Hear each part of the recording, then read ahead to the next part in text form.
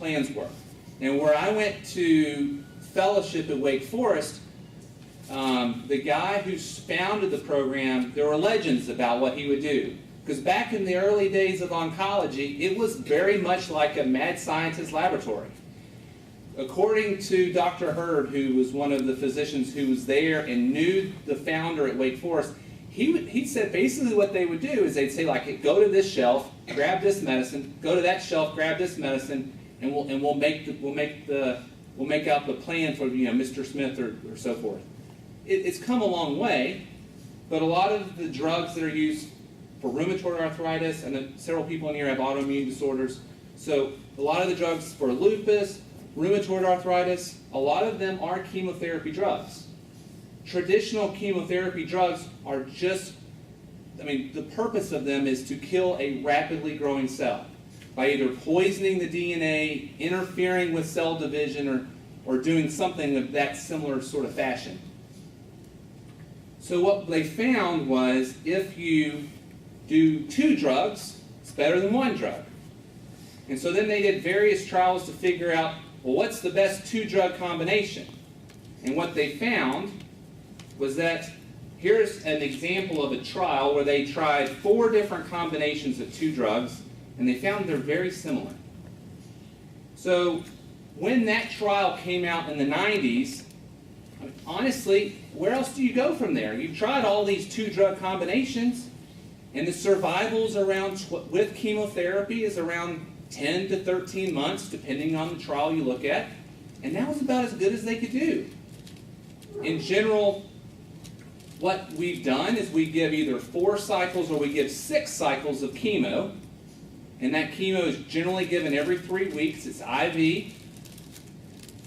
It's not like a gym membership, though, that if you get started, you have no way of getting out. If you have a hard time with it, we're going to make adjustments or we'll stop it. But the general plan is between 4 and 6 cycles. Now, people have asked, why don't you just give more? Because it wears people out, and you start to lose the benefit. So 4 to 6 cycles of traditional chemo was the plan. The one thing they did find in terms of trying to improve on that 2-drug combination was they found if they added a drug called Avastin or bevacizumab here at the bottom, that in some patients who had a certain types of non-small cell, they had to be non-squamous cell. Now the reason for that is squamous cell tumors tend to be more in the central airway, and they tend to bleed more than the other types of lung cancer. And this drug Avastin, one of its side effects is bleeding. So they found some early bad consequences if you gave this drug to patients who had squamous cell, so they stopped doing it. They don't recommend it. So as long as you don't have squamous cell, non-small cell lung cancer, adding Avastin helped, but didn't help a ton, but it did help. And at that point, they pretty much maxed out what you can do with traditional chemo. Okay, so then I spent a few minutes a second ago, hold on a second,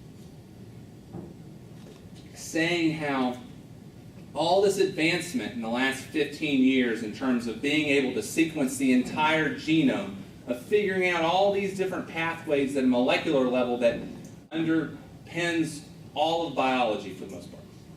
So they discovered that there's some cancers that have a driver mutation. And what that means is there's some mutation where maybe a piece of this gets logged on to that, or something changes, and as a result, because of that driver mutation, that mutation drives the formation of cancer. Now, if you're lucky, like CML, if anybody's paid attention in the last 20 years, there's a drug called Gleevec or imatinib. And back when I was in medical school, it just came out in the early 90s, and there were people on the transplant list. Transplant list to get a bone marrow transplant for CML. It did not have a good prognosis. The lucky thing for CML is there is one very important driver mutation that drives CML. And they found a drug that could block it, and it's completely changed the landscape for CML. As long as you stay on the drug, is kind of equivalent to the cocktails for HIV and how it completely changed the disease for HIV. Imatinib completely changed CML landscape. The problem is there's not that many cancers that are so dependent on a single driver mutation. Unfortunately, most cancers, they have multiple pathways. And so if you block one, another one gets upregulated. So in lung cancer, we actually have some of the best driver mutations for solid tumors that there are. So if you have adenocarcinoma, there's 3 driver mutations that play a very important role. And I say important role because, number 1, we found that we can get a drug that can block it. And number 2, we find if we give that drug, people do better than if they had traditional chemo. So the most celebrated of these driver mutations is a mutation called EGFR. It stands for the epidermal growth factor receptor. And they found that mutations in this pathway drives a lot of adenocarcinoma. Now the interesting thing is, when they did the studies, they found that Asian women who were non-smokers responded by far the best. Something to do with each ethnic group, different mutations, something about smoking making it less likely to have EGFR mutations. But in the US, for those patients who have adenocarcinoma, there's about 15% of those will have EGFR mutations. But if you look in non-smoking Asian women, it's in excess of 60%.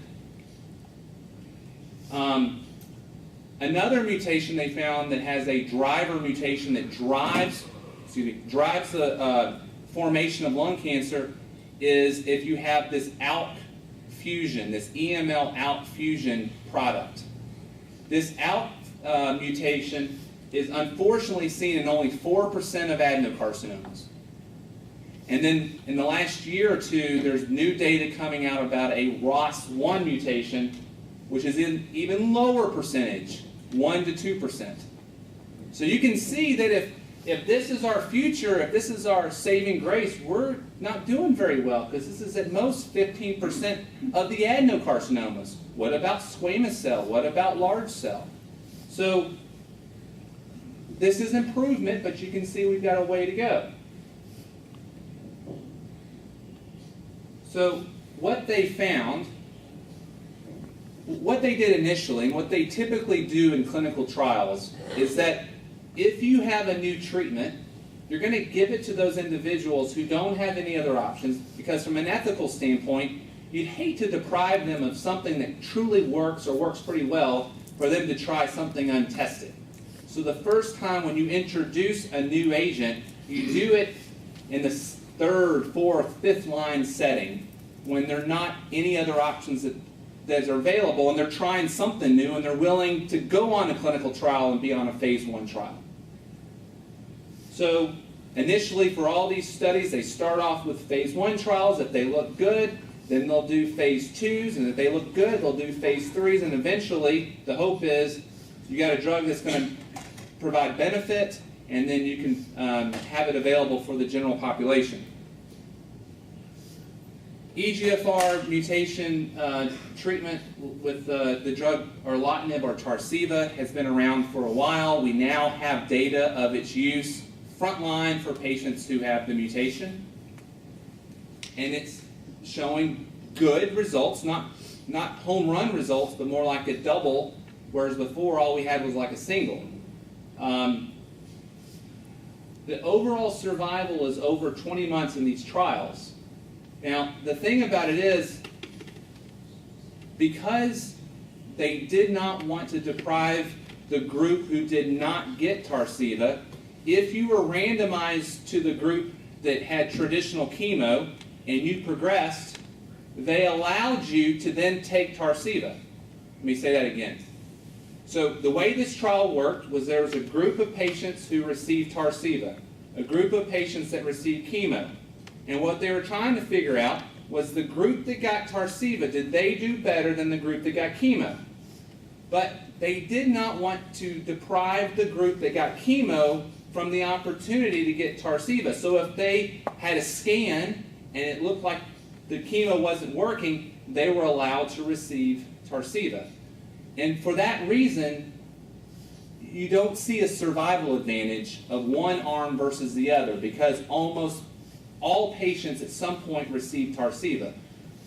But hopefully the thing you see is I was talking about 6-month advance, 6-month survival, 12-month survival. Now we're getting closer to 20 months and over 20 months.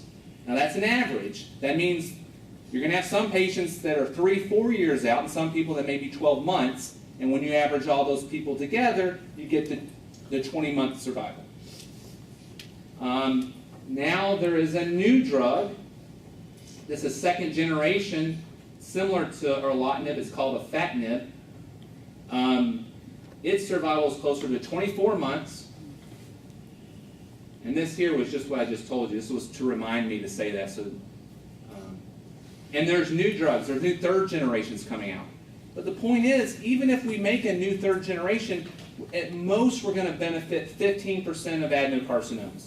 Now, I would love to have a third or a fourth generation EGFR inhibitor that cures somebody of adenocarcinoma in a similar way that imatinib cures those CML patients. That would be great, but that would still leave us with 85% of the adenocarcinomas, the squamous cell carcinomas, the large cells, that we got to do better with those patients as well.